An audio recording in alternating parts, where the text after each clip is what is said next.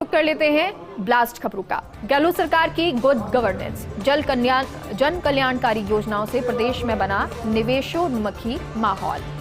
Invest summit को लेकर CM Gehlot ने ट्वीट कर जानकारी दी और कहा, हमारी सरकार ने राज्य में निवेश बढ़ाने के लिए सभी निवेशकों के लिए आकर्षक नीतियां बनाई हैं और यही कारण है कि आज राजस्थान निवेशकों की फेवरेट इन्वेस्ट डेस्टिनेशन बन गया है। हम राजस्थान में आने वाले हर निवेशक का स्वागत करेंगे जो यहां उद्योग लगाए और हमारे युवाओं को रोजगार के मौके दे। जिन लोगों ने अनावश्यक विवाद कर इस समिट की सफलता को कम करने के प्रयास किए वो राजस्थान के हितैषी नहीं हो सकते। जनता समझ चुकी है कि राजस्थान में निवेश रोककर प्रदेश को आगे बढ़ने से रोकने का प्रयास किसने किया है। समय आने पर जनता उन्हें उचित जवाब भी देगी।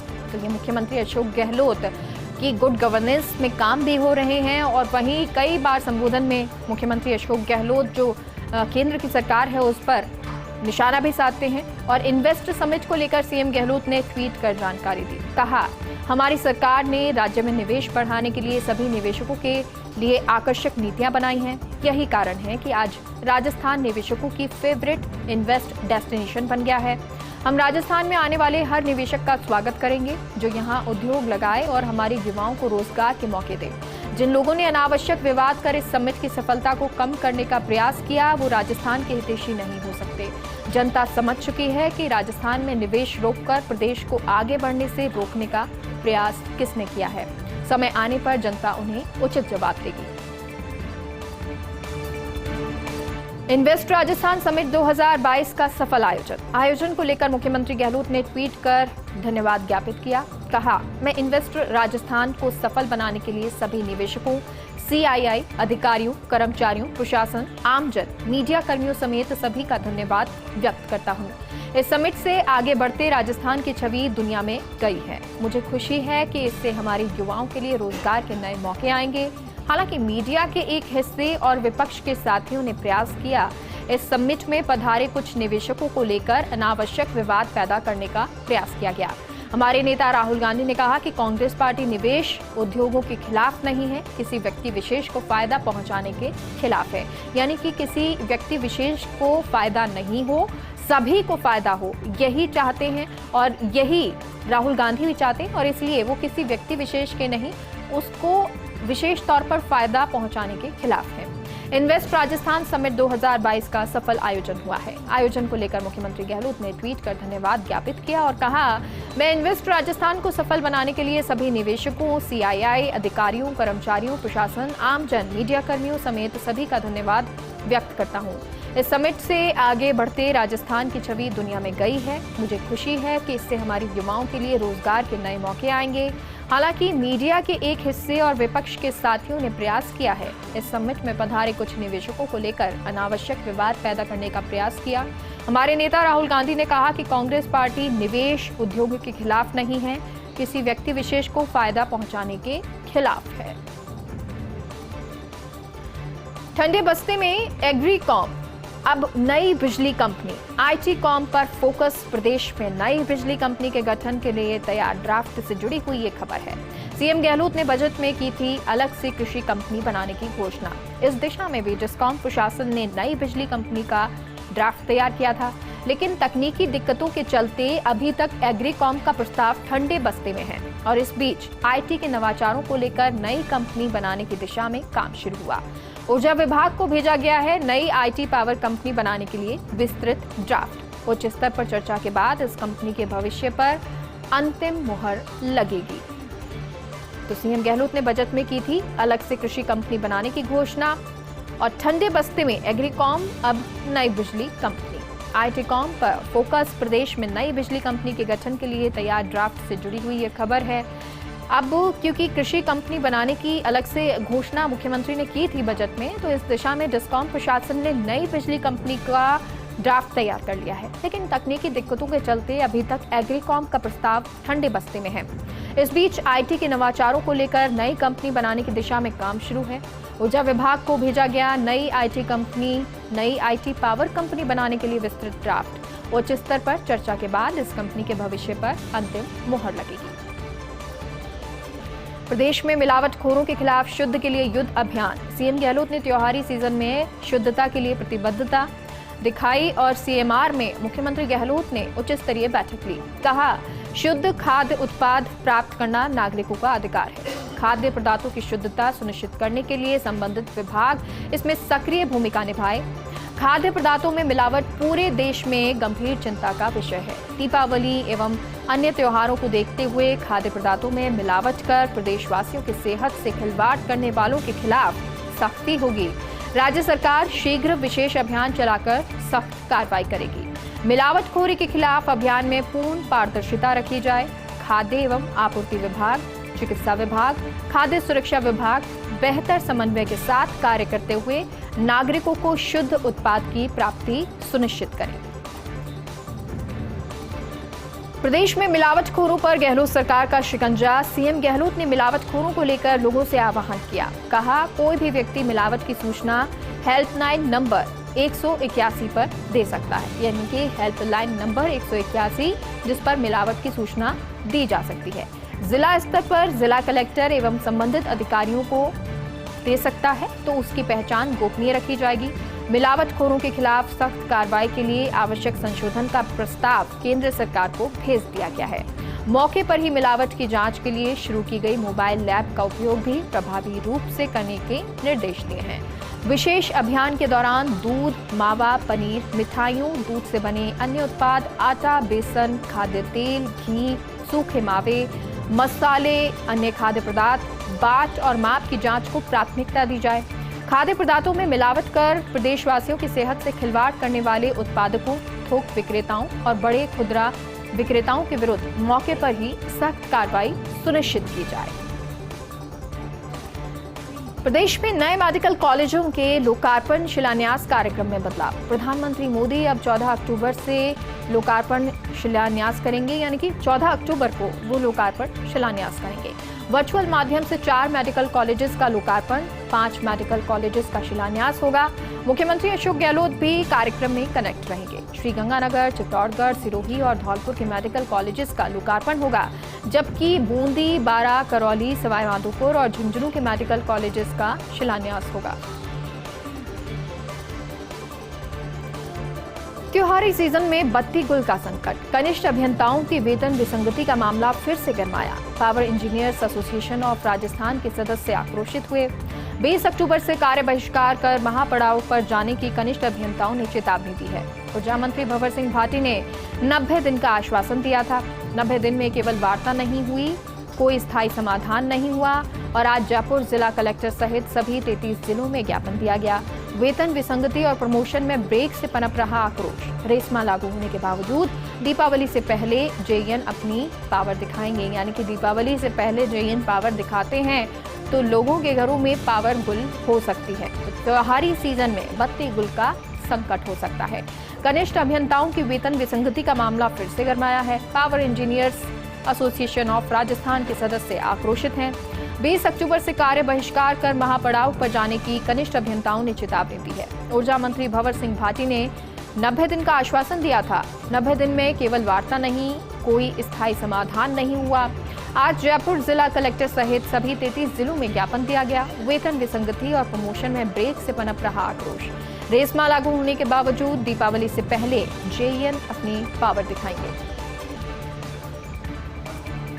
प्रदेश में बनाई जाएगी 8वीं बिजली कंपनी। आईटी क्षेत्र में नवाचार को बिजली कंपनियों में लागू करने के लिए कवायद। राजस्थान डिस्कॉम ने नई बिजली कंपनी आईटीकॉम का ड्राफ्ट तैयार किया है। इस ड्राफ्ट में कंपनी में एक अलग से स्वतंत्र निदेशक लगाने का प्रस्ताव है। इसके साथ ही कंपनी में अलग से आईटी प्रोफेशनल्स की भर्ती का प्रस्ताव है। ऊर्जा विभाग को नई बिजली कंपनी बनाने के लिए विस्तृत ड्राफ्ट भेजा गया है। फाइनेंस विभाग से वित्तीय स्वीकृति के बाद नई कंपनी की दिशा में काम होगा। तो नई कंपनी की दिशा में आगे काम होगा और इसके लिए ड्राफ्ट बना के भेजा गया है। प्रदेश में बनाई जाएगी 8वीं बिजली कंपनी। आईटी क्षेत्र के नवाचार को बिजली कंपनियों में लागू करने की ये कवायद है। राजस्थान डिस्कॉम ने नई बिजली कंपनी आईटीकॉम का ड्राफ्ट तैयार कर लिया है और इस ड्राफ्ट में कंपनी में एक अलग से स्वतंत्र निदेशक लगाने का प्रस्ताव है। इसके साथ ही कंपनी में अलग से आईटी प्रोफेशनल्स की भर्ती का प्रस्ताव है। ऊर्जा विभाग को भेजा गया है नई बिजली कंपनी बनाने के लिए विस्तृत ड्राफ्ट। फाइनेंस विभाग से वित्तीय स्वीकृति के बाद नई कंपनी की दिशा में काम होगा। ओपीएस की मांग पर बिजली कार्मिक प्रदेशव्यापी बिगुल बजाएंगे। राजस्थान विद्युत कर्मचारी संघ के आह्वान पर आंदोलन का ऐलान। बिजली कर्मचारी 14 अक्टूबर को जिला मुख्यालयों पर विशाल प्रदर्शन करेंगे और इस दौरान एसोसिएशन से जुड़े बिजली कार्मिक विद्युत भवन का भी घेराव करेंगे। संघ की प्रदेश कार्य समिति की बैठक में ये फैसला लिया गया है। बैठक में आंदोलन का फैसला लिया गया है। संघ प्रदेशाध्यक्ष सीताराम गुप्ता ने बताया कि बैठक में सभी प्रतिनिधि शामिल रहे। इस दौरान पुरानी पेंशन लागू करने, दीपावली से पूर्व बोनस और इंसेंटिव भुगतान, तकनीकी कर्मचारियों का पदनाम परिवर्तन, इंटर डिस्कॉम स्थानांतरण, अनुकंपा आधार पर नियुक्ति, कर्मचारियों को लिपिक बनाने समेत 27 सूत्रीय मांग पत्र के समाधान को लेकर प्रदेशव्यापी आंदोलन का निर्णय लिया गया है। तो प्रदेशव्यापी आंदोलन का निर्णय लिया गया है और ये जो ड्राफ्ट है वो बनाया गया है, वो तैयार किया गया है कि कितनी जो मांगे हैं उन पर बात बने। ओपीएस की मांग पर बिजली कार्मिक बजाएंगे प्रदेशव्यापी बिगुल। राजस्थान विद्युत कर्मचारी संघ के आह्वान पर आंदोलन का ऐलान। बिजली कर्मचारी 14 अक्टूबर को जिला मुख्यालय पर विशाल प्रदर्शन करेंगे। इस दौरान एसोसिएशन से जुड़े बिजली कार्मिक विद्युत भवन का घेराव भी करेंगे।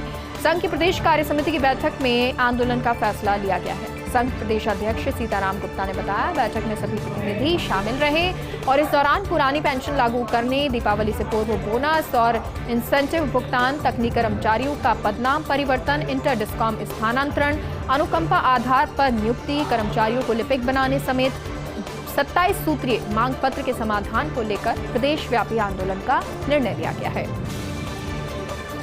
उदयपुर में होगा ऊर्जा मंथन। देश भर में ऊर्जा मंत्रियों की 14 अक्टूबर से राष्ट्रीय कॉन्फ्रेंस है। मुख्यमंत्री गहलोत, केंद्रीय ऊर्जा मंत्री आर.के. सिंह, केंद्रीय ऊर्जा राज्य मंत्री कृष्णपाल कॉन्फ्रेंस का उद्घाटन करेंगे। ऊर्जा मंत्री भंवर सिंह भाटी, प्रमुख ऊर्जा सचिव भास्कर सावंत समेत राजस्थान के ऊर्जा विभाग के आला अधिकारी शामिल होंगे। 2 दिवसीय कॉन्फ्रेंस में viability of discom, smart metering, renewable energy and storage, development of power system, power sector reform समेत कई विषयों पर विस्तार से चर्चा होगी। पावर सेक्टर के विशेषज्ञ प्रेजेंटेशन के जरिए नवाचार की जानकारी देंगे। तो ये बैठक होगी और इसमें तमाम चीजों पर चर्चा की जाएगी। उदयपुर में ऊर्जा मंथन होगा। देश भर के ऊर्जा मंत्रियों की 14 अक्टूबर से राष्ट्रीय कॉन्फ्रेंस होगी। मुख्यमंत्री गहलोत, केंद्रीय ऊर्जा मंत्री आर.के. सिंह, केंद्रीय ऊर्जा राज्य मंत्री कृष्णपाल कॉन्फ्रेंस का उद्घाटन करेंगे। ऊर्जा मंत्री भंवर सिंह भाटी, प्रदेश प्रमुख ऊर्जा सचिव भास्कर सावंत समेत राजस्थान के ऊर्जा विभाग के आला अधिकारी भी इसमें शामिल होंगे। जो कॉन्फ्रेंस होगी उसमें शामिल होंगे।